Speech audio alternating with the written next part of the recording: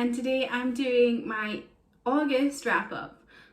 I keep getting my months confused, so apparently it's July in my brain, because no, it was July in my brain, because in July I kept saying June and now I just nearly said July. So in August I read 8, I think, books. I had a really good reading month, I think. I didn't rate anything less than a 4, so we're all good. The first book I read in August was Parachutes by Kelly Yang, and this was sent to me by Harper 360 YA, and it was very nice of them to send me in exchange for a review on my blog.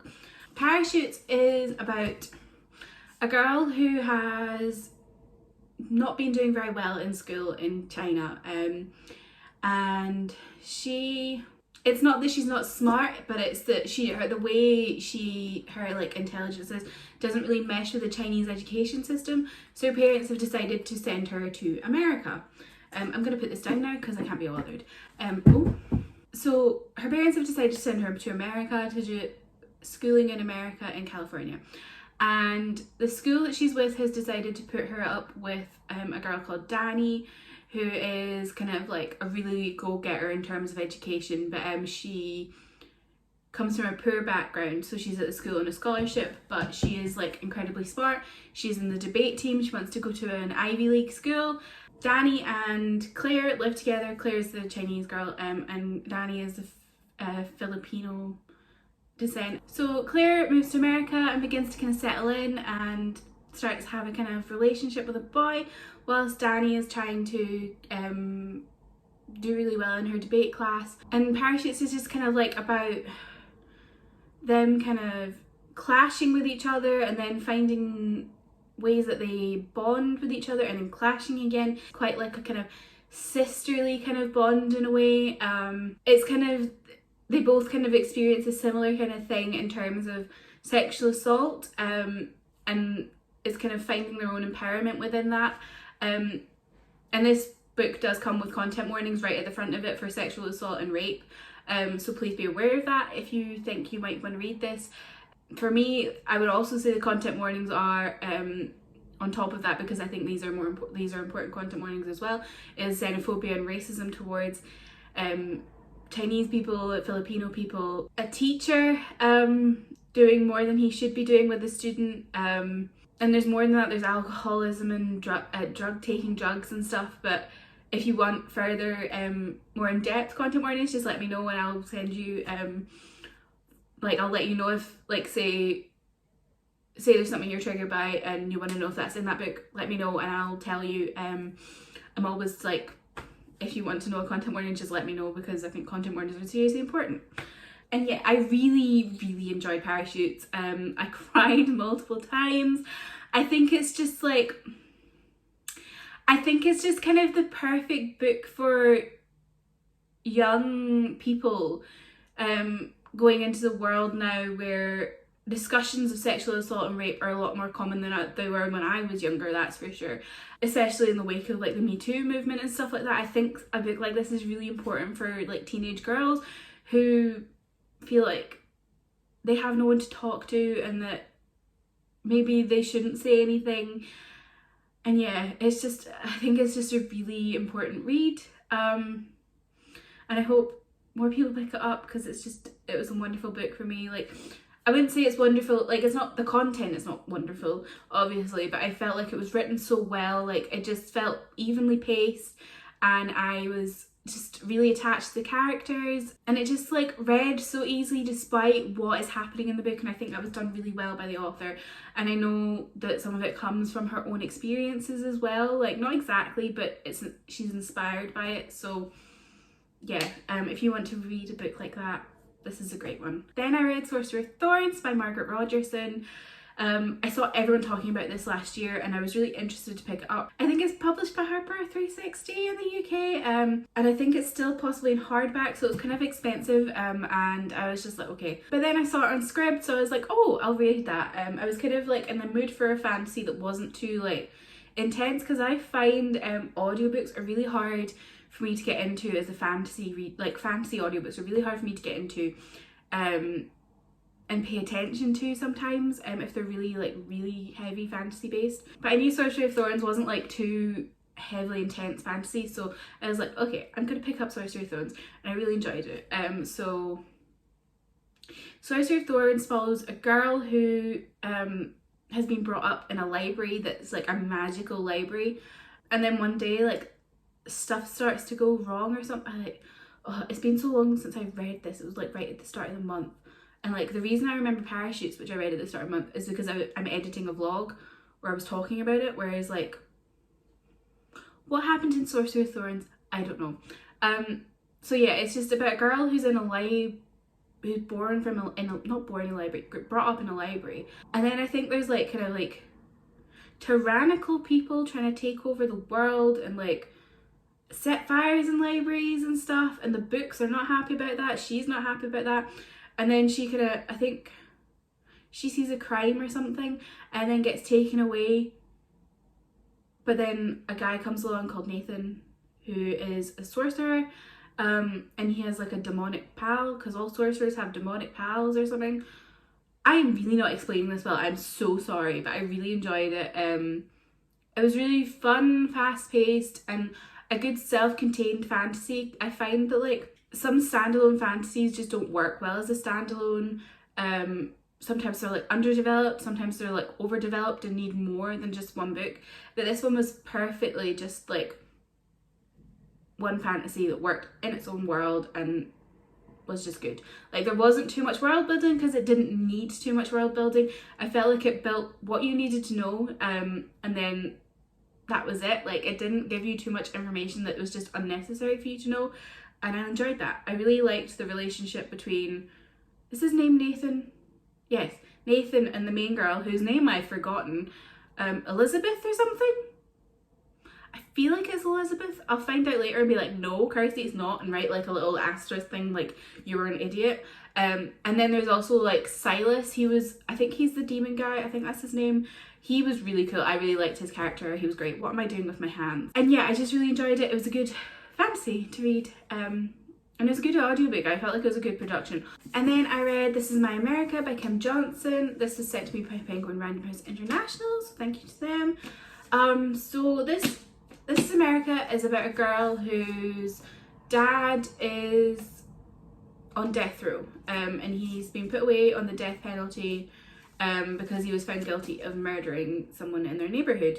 But Tracy believes that her dad is not guilty of this and that he's been wrongly put away by the police, and so she's working to get some help from an innocence project to make sure he doesn't get killed. His death sentence, he's only got less than a year to go, so he needs they need to do it now, and she's panicking. And then a girl in her school dies, and her brother Jamal is like the main kind of what's the word? Suspect, and he goes on the run. And so Tracy is working both to try and find out what happened with her brother and the girl who got murdered, and what's happening with her dad, and it's just all happening at once. And yeah, so This Is My America was just like, oh, I think this has come out at such a good time with everything that's been going on this summer in terms of the Black Lives Matter movement and more awareness of police brutality in America. There's less awareness of how bad the criminal justice system is in America towards Black people, and in general, like there's mass incarceration of Black people. If you look up the statistics, it's like there's however many percentage of the population is Black, but like the percentage of Black people in prisons is vastly outnumbering that. It's a crazy statistic, because the prison system was essentially just made for mass incarceration of Black people. So whilst it is being talked about, I feel like there's still not enough people know how bad it is. So I think This Is My America is kind of a really good gateway for that, especially for teenagers. Like non-Black teenagers who don't really know much about the criminal justice system, they may pick this up and go, oh, that's interesting, I want to read this, because with everything going on, they want to maybe read more stuff that's on that kind of topic. So they may pick this up, read it and go, oh, I didn't actually know a lot of that stuff, and then do their own reading. And I think that's really good. I think it's just a perfect gateway, like I said. And as well at the back there's just a lot of there's like a good bibliography so that you can go and like look up more into it. And yeah, this is just, oh, it was such a good book. Tracy, the main character, I loved her as a character. She was, what's the word, like she was just such a go-getter, and she was like, didn't ever want to quit, and I loved that about her. She was so great. The book itself just felt really hopeful, and it had a very hopeful ending, but it still felt realistic, and I just really enjoyed it. It felt really a lot like a thriller at times, in the sense of that, like, I just didn't want to put it down. I was just like, oh my god, what's going to happen, what's going to happen, what's going to happen? And suddenly I was finished it within maybe, what, 2 days, and it was so good. I really enjoyed it, and I hope you want to pick it up after hearing me talk about it. And then I read Nick and Charlie by Alice Oseman, and this is a novella from the solitaire kind of vibe. I think they're all kind of, a lot of her books are all in the same universe, but basically this is a novella based on characters from Solitaire. I haven't actually read Solitaire, but Nick and Charlie themselves are characters who are in Heartstopper, which is Alice Oseman's web comic thing. And I just love Nick and Charlie. I love their relationship. They're sweet cinnamon rolls, and I love them, and I just wanted to read this. And it's basically just about Nick's like last year of high school and Charlie still being in the same town, whereas Nick's going off to university, and how they're coping with that. There's a sticker still on it, but yeah, so yeah, there's not much I can say about this. It was a nice contained story, nice wee novella to read to give me more kind of Nick and Charlie content, and it's got some lovely illustrations on the inside. So yeah, a good wee kind of palette cleanser. Then I read Boy Queen by Georgia Lester, and this was sent to me by the lovely folks at My Kind of Book. So Boy Queen is about a boy called Robin who auditioned for a place in art university because he wants to become a Broadway, West End kind of musicals, dancing, that kind of vibe, but he doesn't get the place, and then he's kind of stuck, lost, doesn't know what he's going to do with his life. And then on his birthday, his 18th birthday, he goes to a local club for a drag night and just falls in love with drag. He'd already seen like Drag Race on the television, but seeing it on television and seeing it in person is a completely different thing. And he just gets swept up in the drag life, and yeah. I really enjoyed this one. I thought it was really sweet. It's nice kind of UK YA title, and I enjoyed it. I really liked how it felt like it was kind of from personal experience, but wasn't like a super personal experience. It's just like you could tell that it was something the author was passionate about. I loved the like relationships in this between Robin and his friends and the people in his life. I loved his relationship with his mum. I thought that was really good. I feel like too often we get books where parents and teenagers are kind of at odds with each other, whereas in this it felt like they were a team at points, and she just loved him. She was really supportive of him. I like this one. It was a good one. Then I read Criers War by Nina Varela. I reread this one. I read this one last year. It's one of my favourite books last year. So Criers War is set in a world where there's humans, but there's also cyborg kind of things. Autome they're called. So Autome are like humans, but they're robots. So they kind of live together in this world, but there's like 3 kingdoms where you have one where it's mostly all humans, one where it's like they're kind of living together and working together, and then there's Rabu, which is where this book is set, where Autome are like the rulers and don't get on with the humans. Humans are seen as their like slaves and servants. And it's basically, and this girl Ayla is a human, and she's part of like a rebellion to get rid of the Autome, and she works in the palace, and she becomes the handmaiden of Crier, who is the princess, and yeah, it's just kind of like their relationship building and the rebellion building and things just kind of growing. It's like the first book in geology, so it's got that kind of building vibe. But yeah, I really love this book. It's just, oh, it's so good. It's sapphic, it's wonderful. Oh, I just really love this book. I love Ayla and Crier separately. They're both really good characters. They both have their own good voice. This one I read on audiobook this time. The first time I read it on ebook and this time I read it on audiobook, and I enjoyed the audiobook. I felt like it was really good production, and yeah. I don't really know much what else I can say about this because I've already like talked about it at length numerous times. If you want to know my thoughts on Criers War, you can read my review from last year, which I'll leave down below. And then I read Vicious Spirits, which was sent to me by Penguin Random House International to review. But it's Dokebi, Vicious Spirits. So this is the sequel to Gumiho Wicked Fox, which came out last year, which was another one of my favourite books of last year. So I was desperate to read this one, and I was very grateful that they sent me a copy because I was like, I need to read it! Whilst this is a sequel, it's more of a kind of companion. Like, it's not a companion, but it's not a sequel. It's like a companion sequel, if that makes sense. Like, it follows different characters, but it follows the events of the last book. So you couldn't read it separately, but it's not a direct sequel. Or is it a direct sequel? I don't know. So this follows Somin, who is the best friend of Ji-hoon, who is in the last book. She's kind of seeing the fallout of what happened in Gumiho, and then the world starts kind of being weird. Ghosts start showing up, and there's kind of spirits floating about.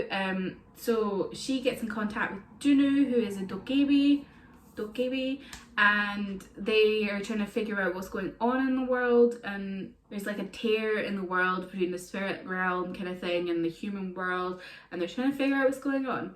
I really enjoyed this one. I did feel like it kind of wasn't as good as the first one. I think that's gonna happen a lot with, like, I feel like that happens a lot with sequels sometimes, because the first one is like something they've worked on for donkeys, and then the second one they don't have as much time with. But it still had the same good vibe, it still had the same lovable characters, and it still had the same addictive writing. I just felt like it wasn't as good as Gumiho, but that's not, like, I absolutely loved Gumiho, so like not as good as Gumiho is still really good. And yeah, I really enjoyed this one. I love this series. Read this series, please. It's so good. It's like if you ever watch a K-drama and you like K-dramas, when I say K-drama, I mean like teen K-dramas, not something like Sky Castle or World of the Married, but like something like Strong Women Do Bongsoon, those kind of stuff that's more kind of resonates with teen viewers and younger 20s viewers kind of thing. These books just feel so much like that, and I really enjoy that because I'm a big K-drama fan. So yeah, I like this series. And then the final book I read in August was Ironheart by Nina Varela, which is the sequel to Criers War, and is why I reread Criers War, because I literally forgot everything. So I'm on the Caffeine Book Tour's blog tour for Ironheart, so thank you to them for sending me a copy. I can't really talk at length about what Ironheart's about, but it's basically just following the kind of ending of Criers War. And yeah, I really enjoyed this one. I thought it was just like such a perfect follow-up. There was more kind of horror aspects brought into this one, which I really enjoyed. I felt like quite freaked out at points, and then the romance is just really good. I love just the whole cast of characters. This duology is so good. I really recommend reading Criers War duology from Nina Varela. They're just so good. And yeah, that was my wrap up for August. I'm hoping September will be a similar kind of 9-10 books, hopefully. We're on the 5th of September and things aren't looking great. I've had a rough few days, so hopefully I can pick it up to the middle end of the month and get through more books. But I've been really in the mood for like big fat chunky fantasies, and it takes me longer to read them, so I might not read as much, but it'll be the same amount because it'll be the same amount of pages. But yeah, thank you very much for watching. Like, comment, subscribe, all the good stuff. Bye!